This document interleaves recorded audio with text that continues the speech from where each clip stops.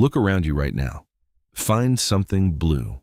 It takes less than a second. Blue is everywhere. The sky, the ocean, your phone screen, a shirt, a pen, a logo on a bag. Blue is one of the most common colors in the visible world.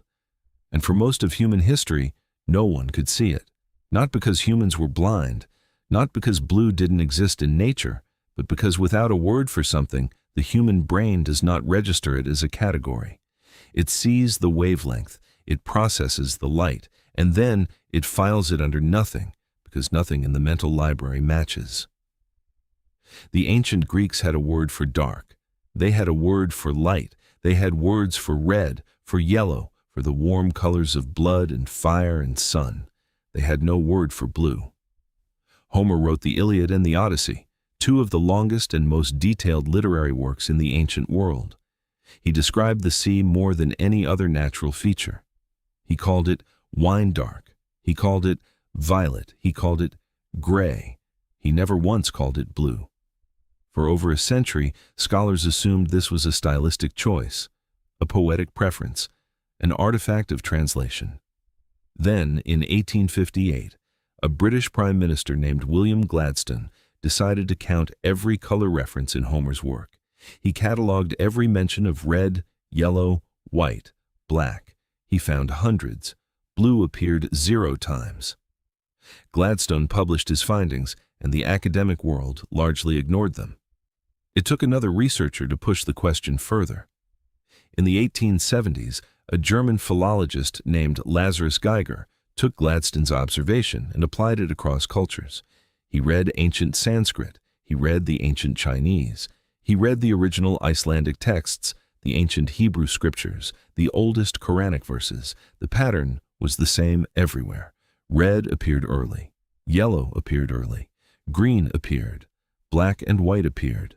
Blue came last, in every single language ever studied, without a single exception. And in some languages, blue never came at all. The Pirahã people of the Amazon have no word for blue to this day. The Himba tribe of Namibia uses the same word for blue and green.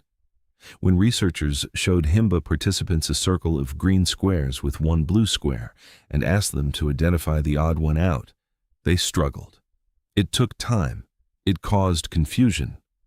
When those same participants were shown a circle of green squares with one slightly different shade of green as the odd square out, a difference so subtle most Western eyes would miss it entirely, they identified it instantly. They were not less capable of perceiving color. They were more capable in the categories their language had built, and completely blind to the categories it hadn't. So here's the question that changes everything. If a color exists in the world but your language has no name for it, do you see it? The answer, based on 40 years of research in cognitive linguistics, is complicated. You detect it. Your eye processes the wavelength. Your visual cortex fires. But somewhere between the signal and the conscious experience, the brain reaches for a category that isn't there. And without a category, the perception does not solidify. It floats. It goes unfiled. Researcher Jules Davidoff at Goldsmiths University in London has spent decades studying the Himba. In a 2006 study, he showed Himba participants color patches and asked them to identify which ones were different. When the difference crossed a linguistic boundary in the Himba language, accuracy was nearly perfect. When the difference was real but the Himba language didn't mark it, accuracy dropped to near chance. The eye was seeing. The brain was not registering. Davidoff called this categorical perception. The idea that language does not just name what we see, it determines what we are capable of noticing. Now consider what this means for blue.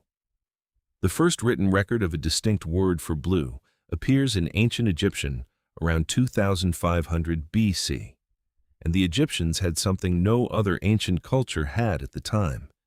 They had blue dye. They had developed a synthetic pigment made from copper, calcium, and silica that produced a stable, reproducible blue. They called it Egyptian blue. They used it on their pottery, their wall paintings, their decorative objects. They made blue, so they needed a word for it. Every other ancient culture that developed a word for blue did so precisely when they gained access to blue pigment or blue dye. The technology created the necessity.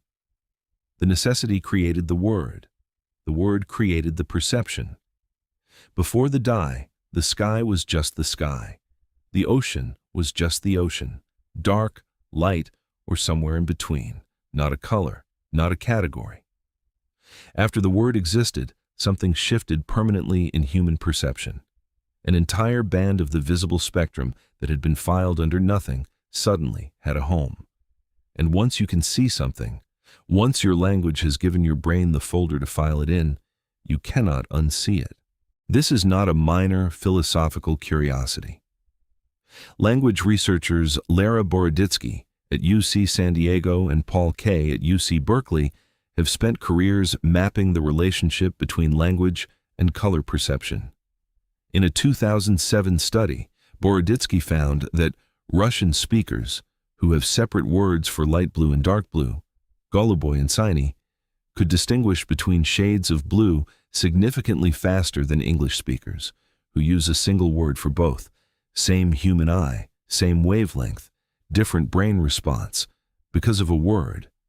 In a follow-up experiment, they disrupted the verbal processing center of the brain using a technique called verbal interference, asking participants to repeat a string of unrelated words while looking at color patches. When the verbal center was disrupted, the Russian advantage disappeared. The speed difference vanished, which means the advantage wasn't in the eye. It was in the language running in the background. This changes how we understand not just color, but everything the brain perceives: time, space, number, causality, the direction events flow. Whether you describe an accident as the car hitting the person or the person being hit by the car. This distinction shapes how witnesses remember it, how juries assign blame, how courts reach verdicts. Boroditsky's research has shown that English speakers tend to think of time as a horizontal line, past behind, future ahead. Mandarin speakers tend to think of time vertically, earlier events above, later events below. When she tested both groups on the same temporal reasoning tasks, the framing of the task in their native language affected their accuracy. We do not think and then speak. We speak and then think. Or more precisely, the language we carry shapes the thinking that feels most natural to us in ways we are almost entirely unaware of.